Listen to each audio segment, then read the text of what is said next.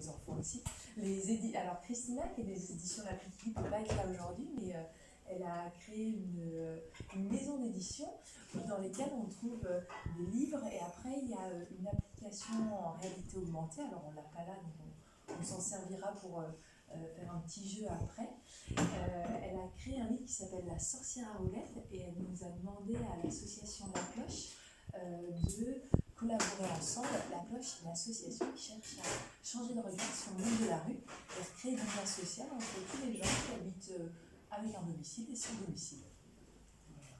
Et donc le livre La sorcière à roulettes est né, et Gabrielle va me faire un plaisir de le lire, parce qu'elle a en plus prêté sa voix pour l'application.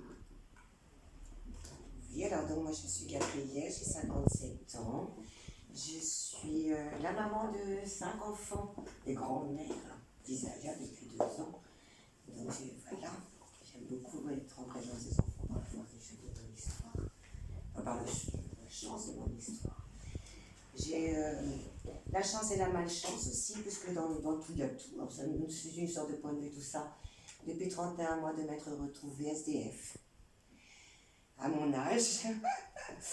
Donc d'avoir expérimenté mère de 5 enfants dans une maison de 5 chambres, etc., chassée de chez moi par la violence familiale, et me retrouvant séparée de ma famille, de mes enfants depuis 31 mois. Donc du coup j'ai exploré, rencontré, je suis travailleuse sociale, et quand je dis la chance, c'est que du coup j'ai rencontré tout ce monde de la rue. Là où quand on est dans le système classique, même si on a de la compassion, tout un intérêt pour la misère qui nous entoure, c'est pas la même chose que de le vivre. Parce que surtout d'autant là, qu'on ne se rend pas compte que du coup être SDF, c'est se retrouver sans droits fondamentaux. On devient comme une sorte de fantôme social. On n'a plus droit, moi ça va être le 3e Noël, et on m'interdit d'être au milieu de mes enfants. Ça y est, j'ai transcendé, je suis déjà morte et ressuscitée, parce que pour une maman, il n'y a pas de pire que de l'empêcher de voir ses enfants, de vivre les rentrées scolaires, en fait c'est aussi ça.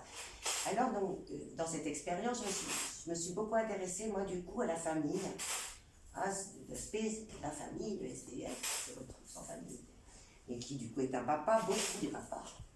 Énormément les papas, mon histoire est une histoire de papa, souvent administrativement.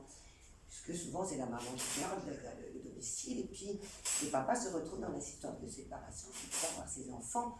Donc du coup les enfants ne les voient pas dans la rue, mais à partir du moment où on voit un papa dans la rue, bah, c'est des enfants qui sont malheureux. Donc ça, je me suis passionnée de ces rencontres-là. J'ai vu des véritables héros, un immense héros d'ailleurs. Je vais vous raconter vite fait son histoire. Frédéric, qui s'appelait ce jeune-là, un gars sûrement qui avait un passé un peu rock'n'roll, etc. Voilà, une vingtaine d'années, il rencontre une jeune fille, qui c'était des relations voilà, plus faciles. La jeune fille tombe enceinte, qui pour un autre homme, et dit je me casse mon fou, et lui dit plutôt ça ne va pas le faire, c'est mon enfant. Il va demander à reconnaître son enfant avant la naissance. C'est-à-dire une reconnaissance prénatale. Avant qu'elle parte, elle est genre à 3 mois de grossesse. Et donc, il fait une reconnaissance, pas de paternité. La nana s'en va, elle ne sait pas où elle est partie d'un autre mec dans son histoire dans le même genre. Il va plus revoir son enfant, il va mettre 10 ans à la retrouver. Quand j'ai rencontré Frédéric, il venait enfin de retrouver son enfant.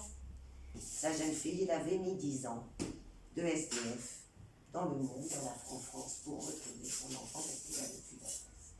Donc ça, pour moi, à mes yeux, évidemment, cette jeune fille, cet enfant qui voit un père débarquer, salut, je suis ton papa, je t'ai reconnu, tu m'as jamais vu, mais moi je sais, je suis ton papa, je t'ai reconnu avant que tu naisses. Waouh, me voilà, imaginez ce que ça peut être qu'un père qui arrive comme ça et combien. Donc moi j'aime beaucoup essayer d'apporter, si je peux apporter ma pierre à l'édifice autour de ce regard du SDF, c'est que derrière il y a tout un tas d'histoires. Voilà, tout un tas d'histoires et que véritablement, quand on écoute certaines, on peut avoir beaucoup d'humilité, quand on est soi dans son confort et qu'on ne peut pas imaginer